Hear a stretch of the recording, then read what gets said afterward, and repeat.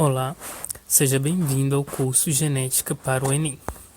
Sou o professor Anderson Covas, tenho formação acadêmica em Ciências Biológicas, atuo como professor de Biologia do Ensino Médio e na mesma unidade acadêmica atuo também como coordenador. Nos dias de hoje, executo pesquisa sobre a formação de professores e os processos de avaliação utilizados nas unidades escolares.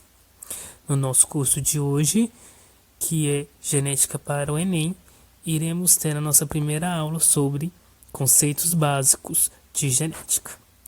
O primeiro conceito que nós vamos estudar é o conceito de DNA. DNA, ou ácido desoxiribonucleico, é uma molécula presente no núcleo das células e todos os seres vivos e que carrega toda a informação genética de um organismo. É formada por uma fita dupla em forma de espiral, ou também conhecida como dupla hélice, como podemos observar. Desse DNA, podemos retirar o gene. E o que seria esse gene? O gene são pedaços ou segmentos do DNA, como pode observar, e que possuem a informação para a produção de uma proteína ou polipeptídeo. O DNA está situado nos cromossomos. No cromossomo, cada gene ocupa uma posição específica, que é chamada de loco. Desse gene, conseguimos retirar o RNA. Então, um gene contém a informação para a produção desse RNA funcional. E nós também vamos ter o conceito de cromossomo. O que é cromossomo? É uma longa sequência de DNA que contém vários genes e outras sequências de nucleotídeos. E nesses cromossomos encontramos os locos gênicos. O que são esses locos gênicos, afinal? É o local fixo no cromossomo. Observe, o local fixo no cromossomo, onde está localizado e determinado um gene ou marcador genético, onde contém um gene no loco gênico. Cromossomos homólogos, ou que juntos formam um par. Os cromossomos nesse par são também designados por bivalentes. Vale ressaltar que esses pares só existem na célula somática das espécies diploides. Observe que, para ser homólogo, os alelos devem ser iguais. Então temos cromossomos homólogos. Os genes alelos determinam as características nos organismos. Então, alelo são as formas alternativas do mesmo gene encontradas nos locos e determinada por uma letra do alfabeto, dependendo da característica que estamos estudando. Então, para o formato do queixo, usamos a letra do alfabeto A.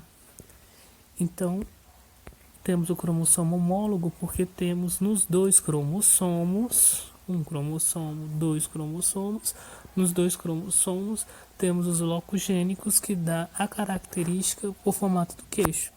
Então, este cromossomo é o cromossomo homólogo. Temos também os homozigotos. Homozigotos são alelos presentes em um locus genético, são idênticos. Observe, não são idênticos nos mesmos locus genéticos. Então, são genes alelos iguais. Temos os homozigotos. Temos também os heterozigotos. Heterozigoto é um indivíduo que tem dois alelos diferentes no mesmo gene. Observe, no locus gênico temos dois alelos diferentes.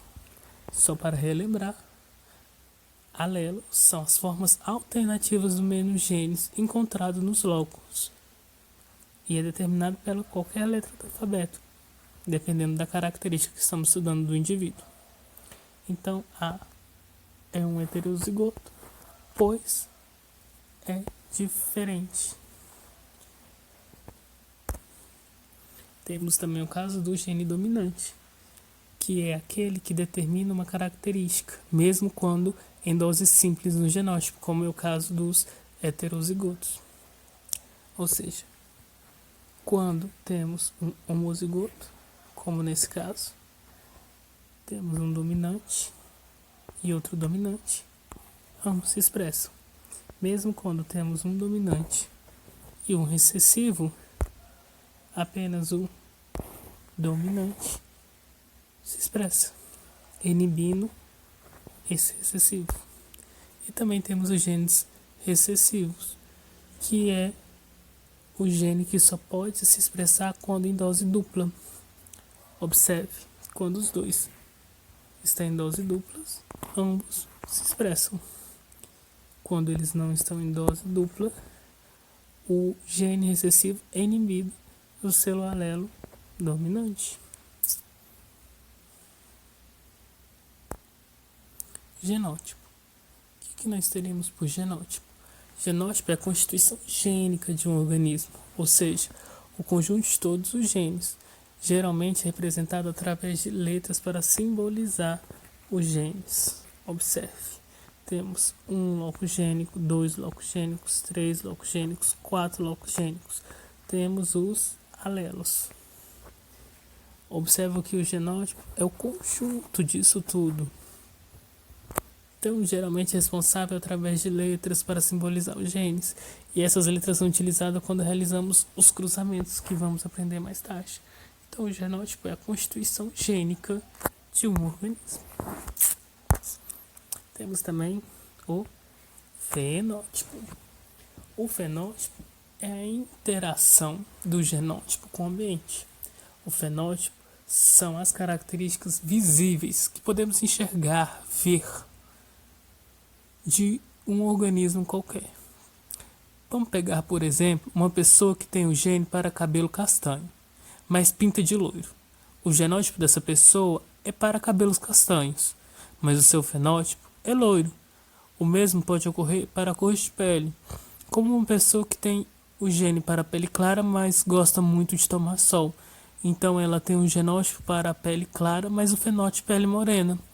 O mesmo pode ocorrer com inúmeras outras características, tanto morfológicas como fisiológicas, que é o caso dos grupos sanguíneos, que vamos estudar mais para frente.